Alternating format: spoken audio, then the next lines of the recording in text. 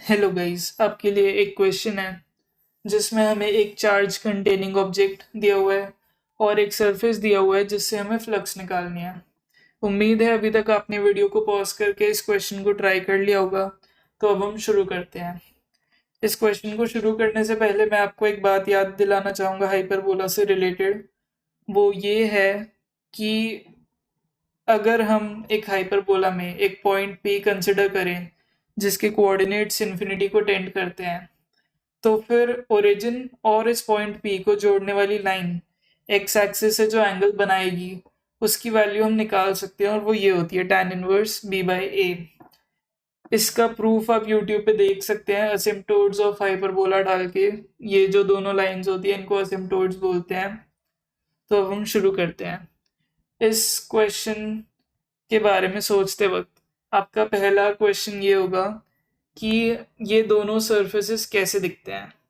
तो ये तो एलिप्सॉइड होता ही है और ये शायद काफ़ी आसान होगा आपके लिए इमेजिन करना। बट दिक्कत आपको इसमें आएगी।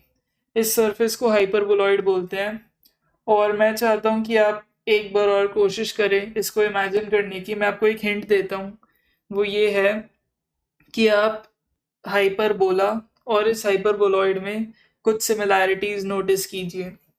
यहाँ पे इन दोनों में ही बी स्क्वायर के ऊपर डिस्टेंस फ्रॉम एक्स एक्सिस दिया हुआ है, चाहे वो 2D वाला हाइपरबोला हो या फिर 3D वाला हाइपरबोलॉइड हो। तो अब आप इस चीज़ को कंसिडर करते हुए शायद से अब इस सरफेस को इमेजिन कर पा रहे होंगे कि ये कैसा दिखता है। और वरना मैं अभी आपको दिखा भी देता हूँ। ये जो सरफेस है ये कुछ ऐसा दिखता है जैसा कि आप देख सकते हैं। और ये इसी के सिमिलर एक हाइपरबोला है। तो आप देख सकते हैं इनके बीच में सिमिलैरिटी एक ये है कि अगर आप इस हाइपरबोला को एक्स एक्सिस के अबाउट रोटेट करेंगे तो फिर जो शेप बनेगी वही ये हाइपरबोलॉइड होगी। तो अब हमने उस सरफेस को देख लिया है। अब हम चार्ज कंटेनिंग ऑब्जेक्ट भी देख लेते हैं। तो वो ये हो गया। तो अब आप इसको देखते हुए थोड़ी सी दोबारा कोशिश कर सकते हैं कि आंसर क्या होगा ये पता करने की। वरना आप आगे वीडियो को कंटिन्यू कर सकते हैं। तो अब ये वाला पार्ट जो हाइपरबोलॉइड का है हमें सिर्फ इसी के थ्रू फ्लक्स निकालनी है, क्योंकि यहाँ पे x ग्रेटर देन 0 की कंडीशन हमें दी हुई है।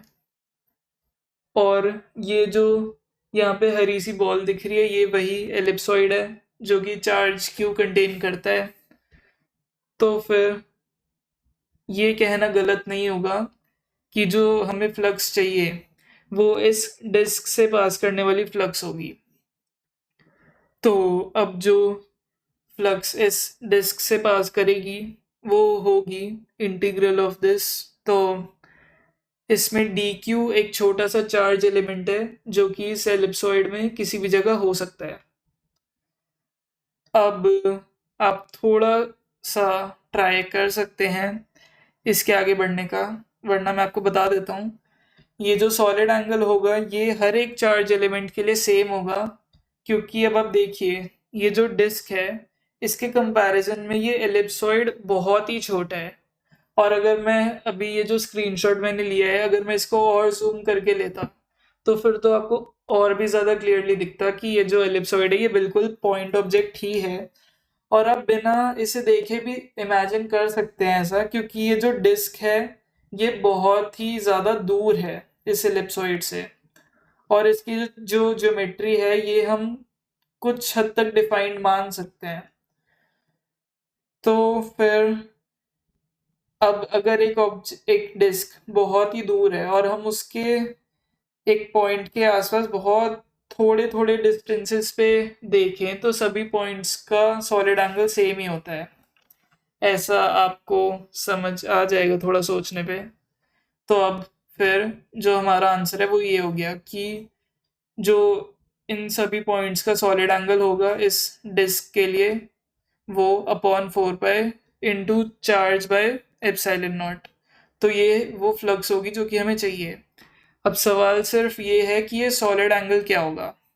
तो अब ये सॉलिड एंगल निकालने के लिए आप इस एंगल का यूज़ कीजिए और इस चीज़ का यूज़ कीजिए कि एक सर्कल में एक लाइन से अगर हमने थीटा एंगल बनाया और फिर उसको रोटेट किया ऐसे, तो फिर जो एरिया सर्कल का बचेगा उसका सॉलिड एंगल क्या होगा। तो वो ये होता है, ये अपने यूनिट्स एंड डायमेंशंस में पढ़ा होगा। तो अब अगर हम इस रिजल्ट को यहाँ लगाएं तो फिर जो फ्लक्स आ गई वो आ गई Q/4πε0 इंटू सॉलिड एंगल। तो हमारा जो फाइनल रिजल्ट है वो ये आ गया, यहाँ से 2π और 4π कट गया और यहाँ पे डिनोमिनेटर में 2 रह गया, और जो हमारा फाइनल आंसर है वो ये है। Thank you.